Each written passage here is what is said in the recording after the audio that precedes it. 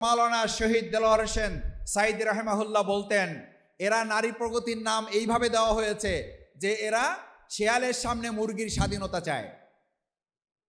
শেয়ালের সামনে মুরগির স্বাধীনতা চায়, যার কারণে আমরা লক্ষ্য করি বর্তমান সময়ে বাংলাদেশে 2024-এর গণ আন্দোলন পরবর্তী নির্বাচন, সেই নির্বাচনে একসাথে জাতীয় ভোট হয়েছে, একসাথে গণভোট হয়েছে।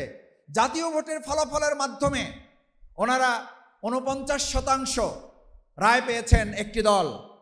একই সাথে এই দেশের মানুষ হায়ের পক্ষে গণভোটে 69% ভোট দিয়েছেন হায়ের পক্ষে।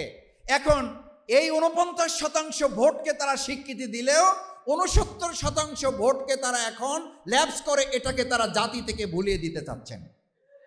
আচ্ছা, আমরা জিজ্ঞেস করতে চাই, একই দিনে দুটো ভোটের একটা অংশকে যদি কেউ মেনে আর একটা অংশকে অস্বীকার করেন, তাহলে বুঝতে হবে ওই অংশকে অস্বীকারের মধ্য দিয়ে আপনারা আগামী দিনে 69% জনশক্তিকে চ্যালেঞ্জ করছেন এবং তাদের মুখোমুখি হয়তো আপনাদেরকে হতে হবে।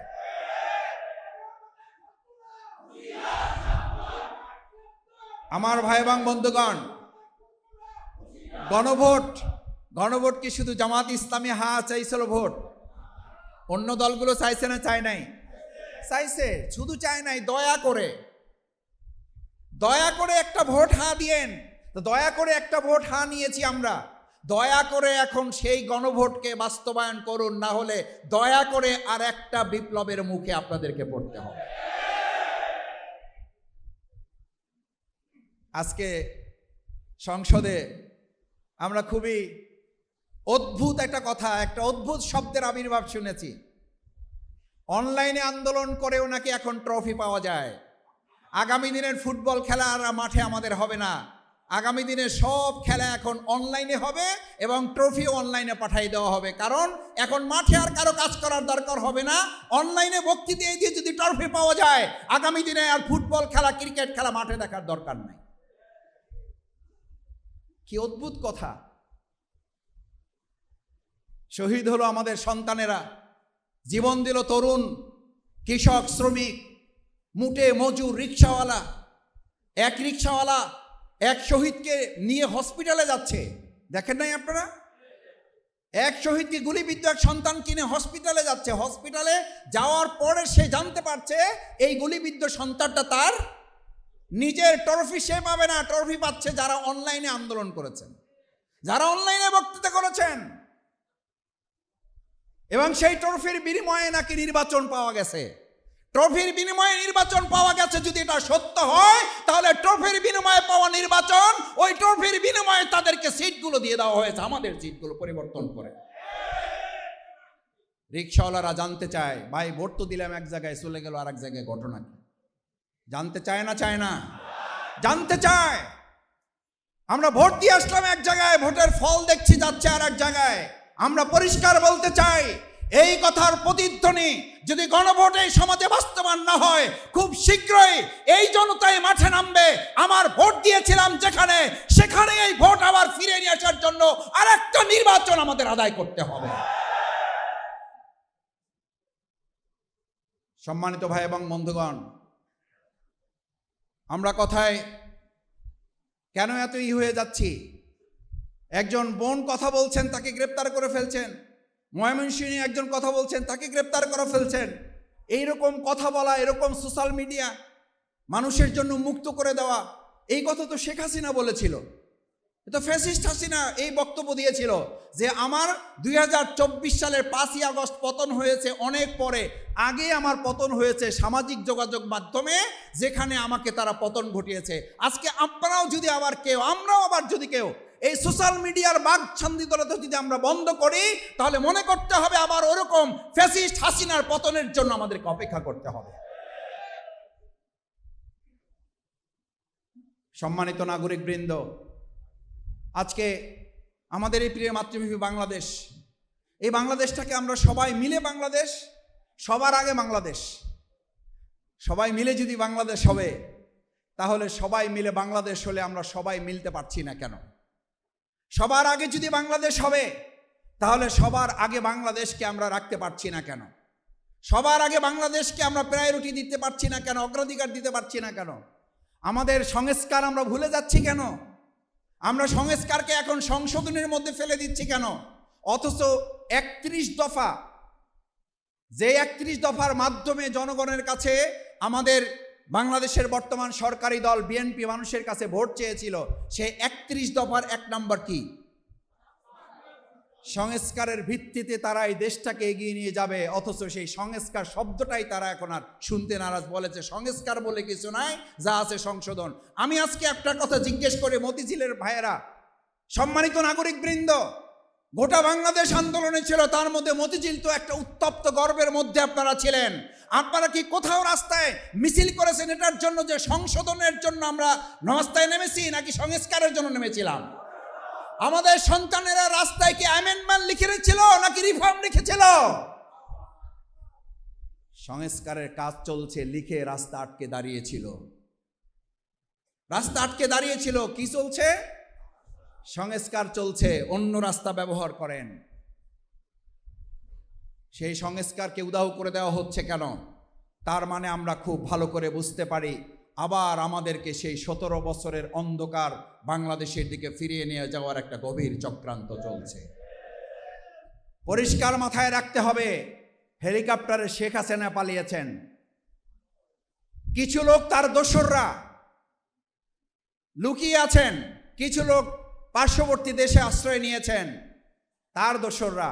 কিন্তু যেই জেনজিরা, যেই আলফা জেনারেশন যারা বলেছিল বুকের ভিতর অনেক জ্বর, যত পারো গুলি কর, যেই জেনারেশন বলেছিল একটা গুলি করলে একটাই লড়ে, বাকিগুলো লড়ে না, সেই জেনারেশন চলে গেছে না আছে? আমি শুধু স্মরণ করাইয়া দিতে চাই, খাল কাটেন ভালো কথা, কিন্তু খাল কাইটা কুমির ডাইকা নিয়ে আইসেন না। আমার কেন যেন মনে হয় শহীদ প্রেসিডেন্ট জিয়াউর রহমান খাল কেটেছিলেন পানি নিয়ে আসার জন্য, আর বর্তমান বিএনপি খাল কাটতেছে পাশের কোন একটা রাষ্ট্র থেকে কুমির ডেকে নিয়ে আসার জন্য। এই কুমির আপনাকে শুধু শেষ করবে না, এই কুমির এই বাংলাদেশের মানুষকে যদি আঘাত করার চেষ্টা করে, তাহলে 2024-এর 5ই আগস্ট, জুলাই আগস্টের গণঅভ্যুত্থানে যেভাবে গর্জে উঠেছিল, তার চেয়ে কয়েক গুণ শক্তি দিয়ে আবার গর্জে ওঠা হবে।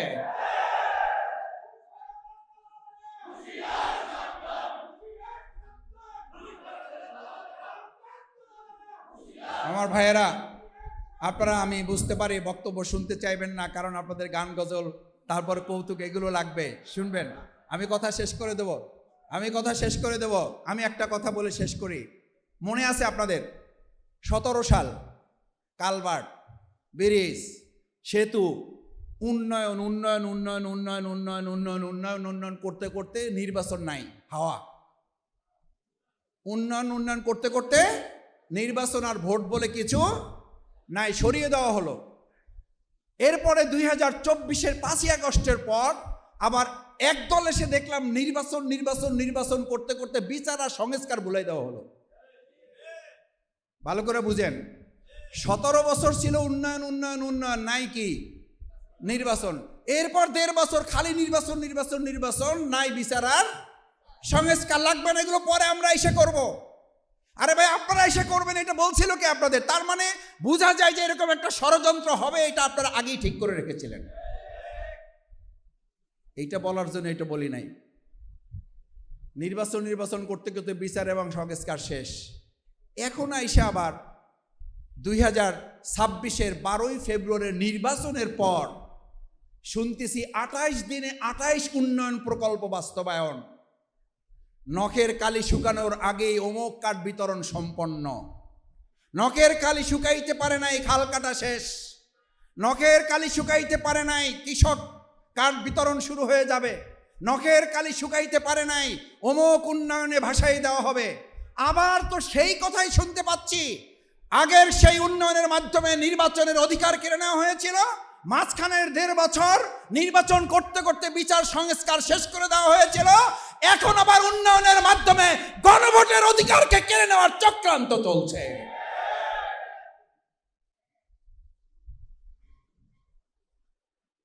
উন্নয়নের ধোকায় আর মানুষকে 17 বছর ফেলে রাখা যাবে না। পরিস্থিতি এমনও হইতে পারে 17 মাস না হয়ে 17 সপ্তাহ না 17 ঘন্টায় একটা পতন ধ্বনি আমাদের সামনে চলে আসতে পারে। আমাদের তরুণেরা,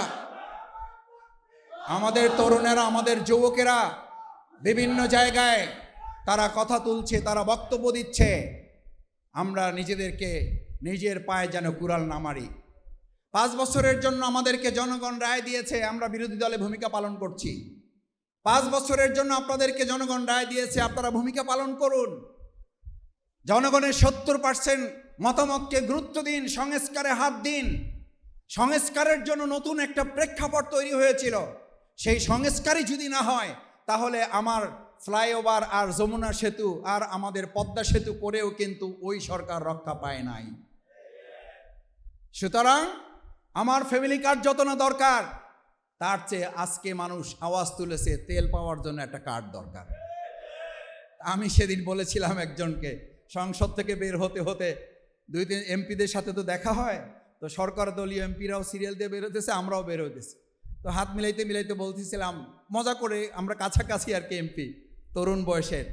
আমি বলতেছিলাম যে ভাই, তেল পাম্পে পাবেন কীভাবে? তেল তো সব নিয়ে এসে জমা করা হয়েছে সংসদে।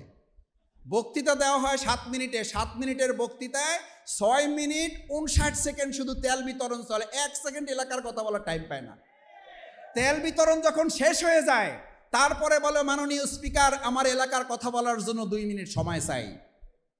কারণ 6 মিনিট সময় যেটা নির্ধারিত ছিল, ওই 6 মিনিট নির্ধারিত সময়ে 5 মিনিট 59 সেকেন্ড চলে গেছে কি বিতরণে? তো তেল বিতরণ যদি সংসদে চলে, আপনি পেট্রোল পাম্পে তেল পাবেন কোথায়? তেল তো চলে গেছে সংসদে। এই জন্য আমরা বলি, সংসদে তেল বিতরণ বন্ধ করেন, তেল বিতরণ অক্টেন এখানে পাম্পে নিয়ে আসেন। পাম্পে তেল বিতরণ না করে এরকম সংসদে তেল বিতরণ করে ফ্যাসিস্ট হাসিনার পতন হয়েছিল। হেলিকপ্টারে উঠেছিল, সকালের নাস্তা করে দুপুরে খাইতে পারে নাই, তার আগে দেশ ছাড়তে হয়েছে। তেলবাজি বন্ধ করেন, বাস্তব কথা বলতে শুরু করেন। বাস্তব কথা না বললে মানুষের মন জয় করতে পারবেন না। যদি মানুষের মন জয় করে মনে করেন যে 49% ভোট পেয়ে গেছেন, তাহলে এটাও কিন্তু মাথায় রেখেন, 69% ভোটকে কিন্তু আপনার তাহলে মোকাবেলা করতে হবে। আমরা আপনাদের বিরোধী নই, নাম বিরোধী দল, কিন্তু আমিরে জামাত বিরোধী দলের নেতা ডাক্তার শফিকুর রহমান পরিষ্কার বলেছেন, আমরা বিরোধী দলে থেকে যৌক্তিক কাজে আপনাদের সামগ্রিকভাবে সহযোগিতা করব, কিন্তু অন্যায় অযৌক্তিক গণবিরোধী কোনো বিষয় হলে সামর্থ্য অনুযায়ী জনগণকে সাথে নিয়ে প্রত্যেকটা বিষয় আমরা মোকাবেলাও করব। সম্মানিত ভাই এবং বন্ধুগণ, তাই আসুন, মতিঝিল অঞ্চল এটি একটা অর্থনৈতিক অঞ্চল, এটি আমাদের রাজধানী, অর্থনৈতিক রাজধানী। সেই অর্থনৈতিক রাজধানীতে যারা বসবাস করেন, সজাগ সচেতন থেকে দেশবাসীর কল্যাণে নিজেদেরকে আরও বেশি অগ্রগামী করার জন্য, মানুষের কাছে ইসলামের আহ্বান পৌঁছানোর জন্য, মানুষের অধিকার আদায়ের আন্দোলনে আপনারা ইতিপূর্বে যে ভূমিকা পালন করেছেন, আগামী দিনেও যদি প্রয়োজন হয় সেই ভূমিকা পালনের জন্য নিজেদেরকে প্রস্তুত করার আহ্বান জানিয়ে আজকে যারা কষ্ট করে দীর্ঘক্ষণ এখানে অবস্থান করছেন,